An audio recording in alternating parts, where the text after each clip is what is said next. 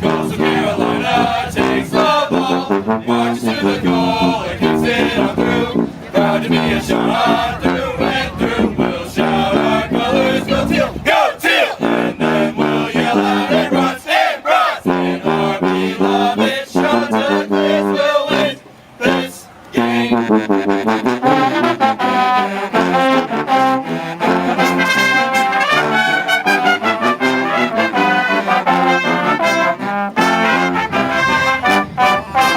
Soccer, bustle, that's our custom, Coastal Carolina.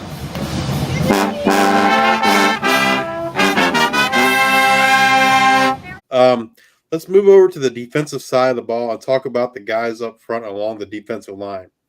They lose their top sack man from a year ago in Michael Mason. They also lose Kendi Roberts, Emmanuel Johnson, Jaquan Griffin to graduation. They do bring back some experienced guys like Will Whitson, Alan Henry, Clinton Anakwuru, among others. How did the defensive line look in the spring, and did anyone stand out? All right. So now we're talking about my favorite position.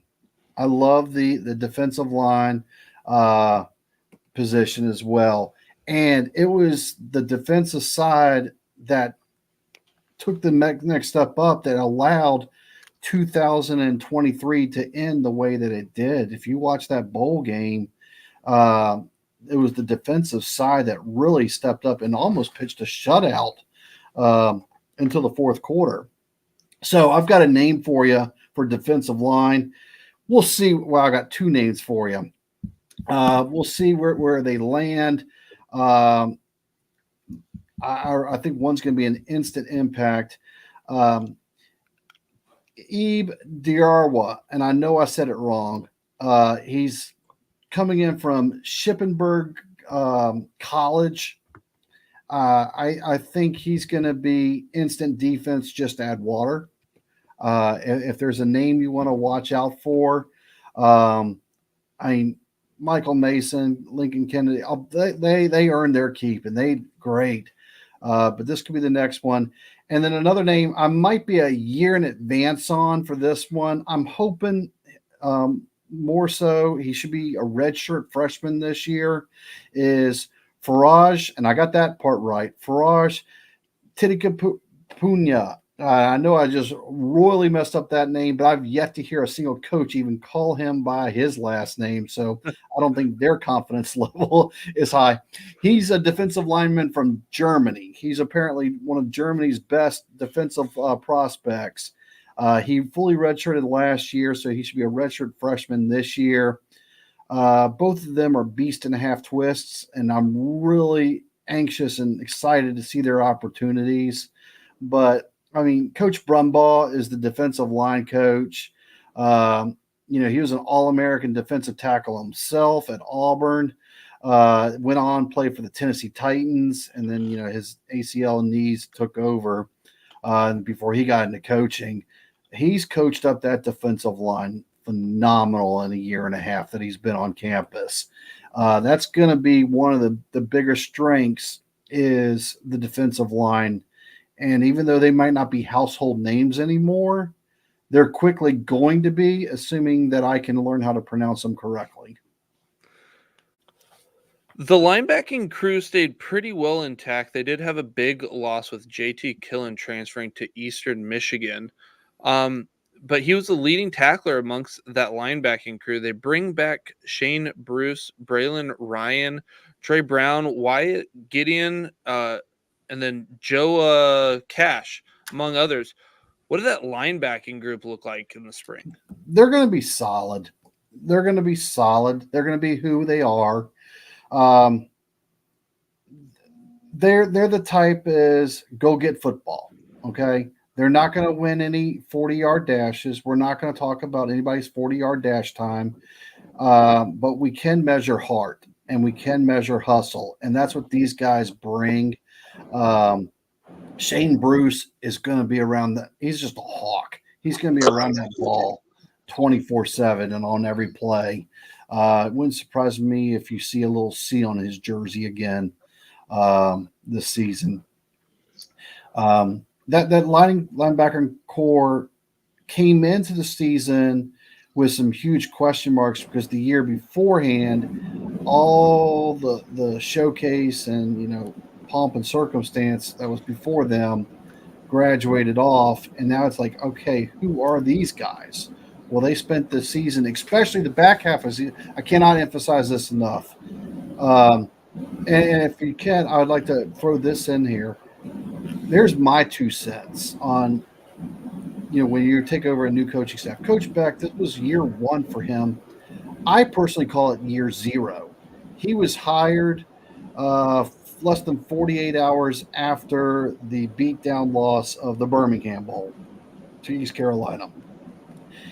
You get 0 recruiting class that year, okay? All he tried to do was save recruits, and then you get your spring recruiting class if need be. So this was his first year of coaching, and he was coaching other people's players. So it took them X amount of time to look and adjust. And if you compare the front half of the season to the back half of the season, that's where coaching is made. That's where the improvements are made along the way. Like I said, I don't care who you list out. You can list out all 14 of them. None of them are going to win a speed competition, but every single one of them can get to that ball every single time, and they're going to make plays. And before you know it, you're looking at 3 and outs and 2 and a turnover, and more just a lot of possessions ending in punts. And there's no coincidence after a while what's happening.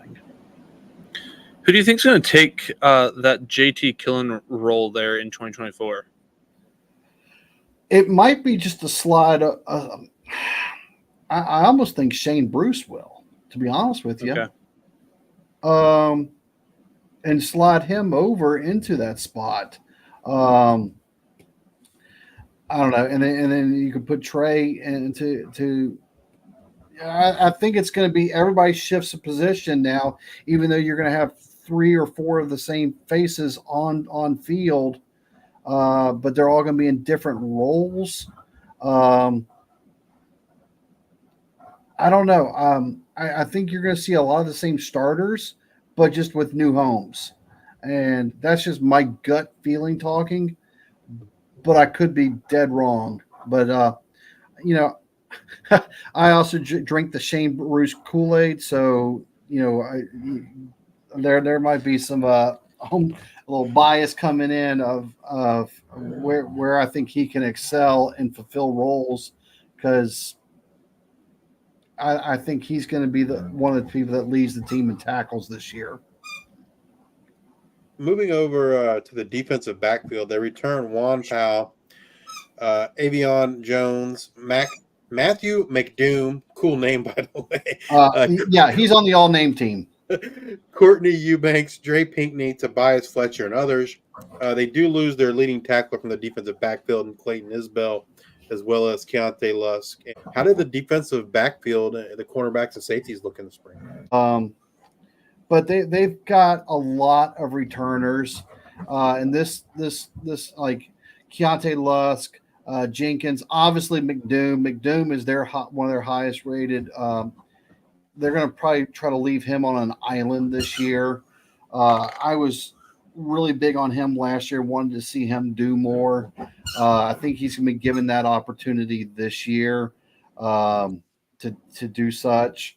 And then, even I don't know, Abe, Timoni will be given some more opportunities, I believe.